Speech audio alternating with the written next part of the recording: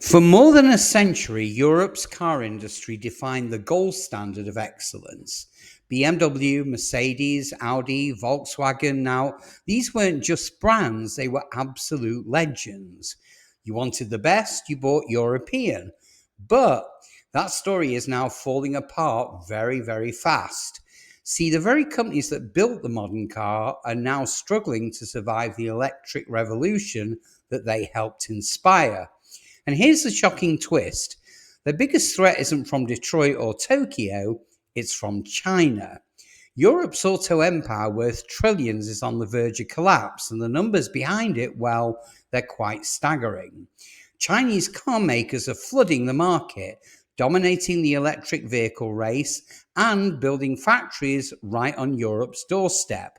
Now, this isn't just a business story, it's an economic earthquake. So buckle up, because today we're breaking down exactly why Europe's car industry is collapsing while China is quietly winning the war for the future of mobility. So, to fully understand the collapse, you got to start with the numbers, and to be honest, they're brutal. In the first 7 months of 2025, European car sales dropped by 0.7%. Now, that might not sound like much, but think about it. That's the equivalent of Netflix losing subscribers during the golden age of streaming. Since 2019, Western Europe has lost more than 2.5 million car sales a year. Well, that's like wiping out the entire Spanish car market annually. The global auto market isn't shrinking, it's transforming. Electric and hybrid cars now make up 60% of all new European sales, up from just 51% last year. Germany's EV market grew 38%. Belgium rose 17%. The Netherlands up 6%. So the demand for electric is exploding, but here's the kicker: it's not European brands that are reaping the rewards. Chinese automakers have doubled their European market share in just 6 months. BYD, a company that's barely known outside China 5 years ago, sold over 70,000 cars in half a year. That's a 311% surge. Now, Europe's automotive titans are watching the ground vanish beneath their tyres. So Europe thought it had the perfect master plan: ban gasoline cars by 2035, force a green transition, and lead the world into the electric age. But what looked brilliant on paper is becoming a slow motion disaster. Mercedes CEO Ola Kalanios recently called for a reality check. Weak demand, high prices, and a broken charging infrastructure are literally strangling growth. Factories can build EVs, but hey, consumers can't afford them, or they can't charge them conveniently. Now, Germany's car companies and unions, and by the way, they're usually enemies, well, both of them are joining forces, and they're pleading with Brussels to delay or water down the ban. Now, at the same time, clean energy and EV industry leaders are pushing the opposite direction.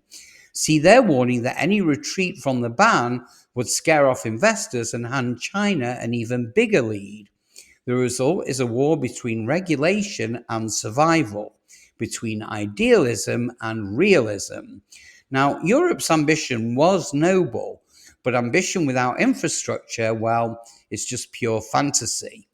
So while policymakers argued, Chinese automakers built fast. And that's how Europe's century of dominance started to unravel. But the real enemy isn't China, it's actually cost. Every part of Europe's car making system is way too expensive.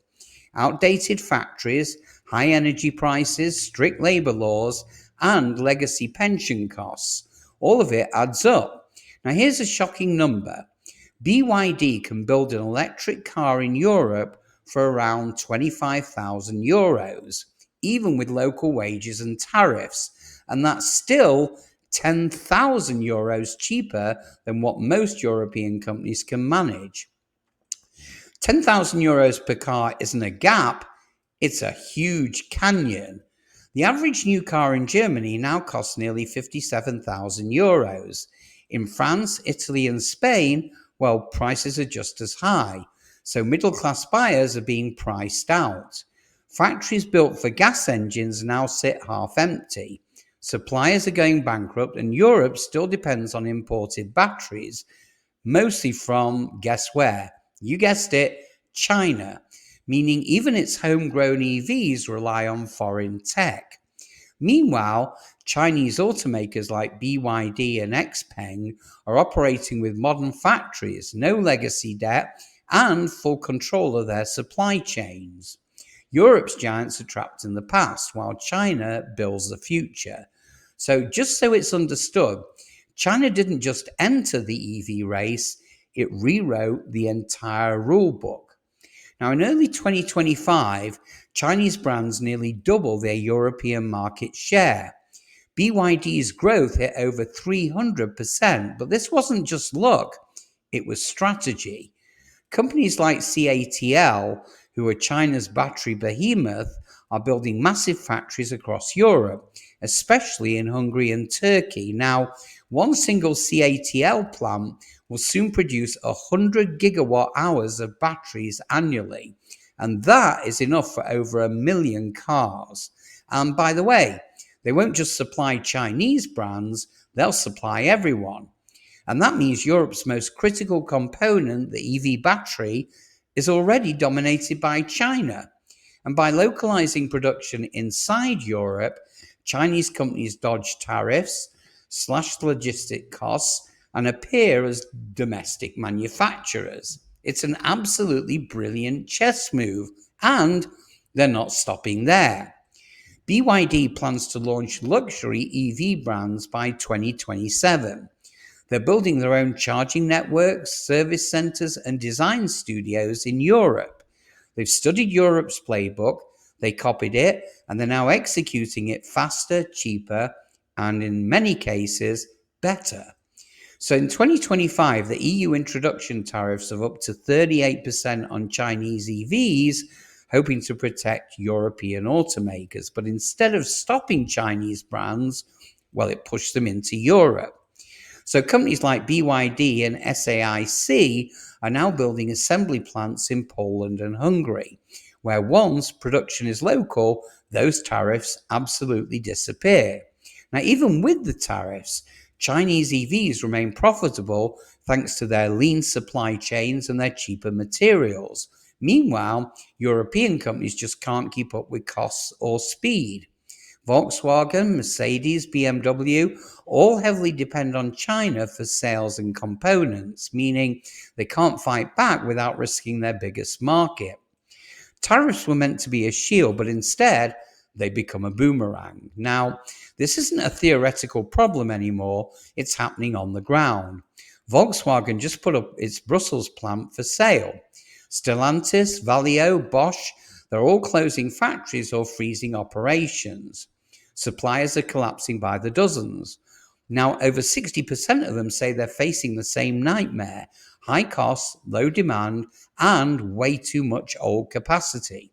Entire communities in Germany, Italy, and France, towns that have built cars for generations, well, they're now staring at unemployment lines. Now, this isn't just an industrial decline, it's a cultural one. The German economy runs on cars. So if the automotive sector collapses, it doesn't just dent GDP, it shakes the entire foundation of Europe's middle class. So the battle isn't over, but the window is closing very fast. Volkswagen is racing to build budget EVs under €25,000. Renault is switching to cheaper batteries, and BMW is going all in on high-tech luxury. But these are defensive plays, not bold attacks. Europe still has world-class engineers, global brand power, and loyal customers. But what it lacks is speed, unity, and political will. If Europe can slash costs, secure its own battery supply chain, and expand its charging infrastructure, well, it still has a chance.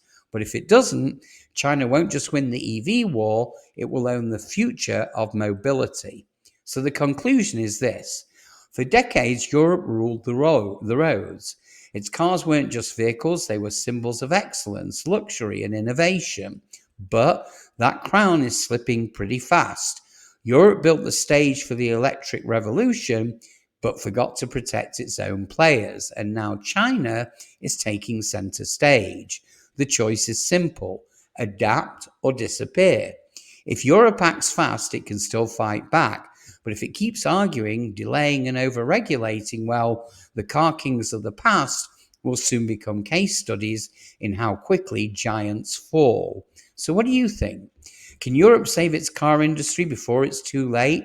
Or has China already won the race? Do me a favor and drop your thoughts below. And before you go, hit that like button, subscribe, and ring the bell, because this story is far from over. And the next chapter of the global car war is just beginning. So have a great day, my fellow car enthusiasts, and I'll see you guys on the next one.